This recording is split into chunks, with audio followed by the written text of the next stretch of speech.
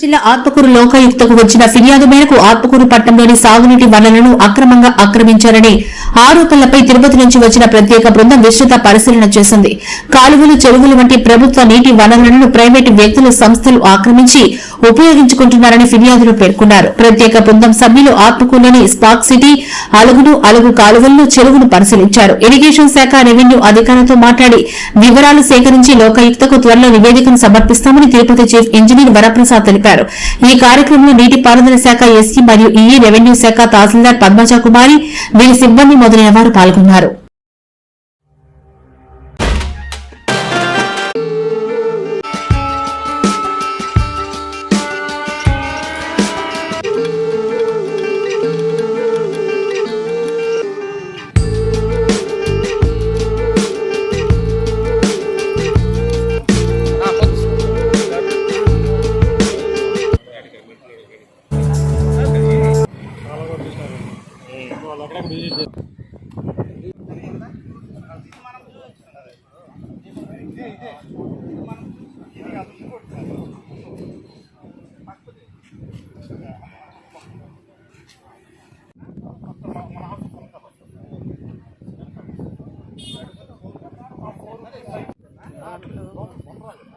ఈ గారు ఆత్మకూరు చెరువు పంటకాలంలో మరియు సర్ప్లస్ కోర్సు ఆక్రమణకు గురైందన్న ఆరోపణలు వచ్చాయి.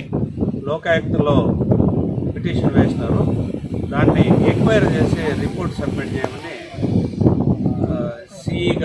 తిరుపతి సిఈగా నాకు లోకాయుక్త నుంచి మరియు ఈఎన్సీ గారి నుంచి ఆర్డర్స్ రావడం జరిగింది. దాని మీద ఈరోజు ఎంక్వైరీకి వచ్చినాం. మా ఎస్సీ గారు, దేశ్ నాయక్ గారు, తర్వాత తహసీల్దార్ గారు, ఈ గారు, మా మిగతా స్టాఫ్ అందరితో కలిపి దాని పూర్వపరాలు పరిశీలించి రిపోర్టు త్వరలోనే సబ్మిట్ చేస్తాం. తర్వాత వాయిదా లోకాయుక్తలో 7/7కు పోస్ట్ అయ్యింది. సో ఆ లోపల రిపోర్టు సబ్మిట్ చేసి ఈ నిజాలు ఇటు తెచ్చి లోకాయుక్తకు తర్వాత తగు చర్యల నిమిత్తం సబ్మిట్ చేస్తాం.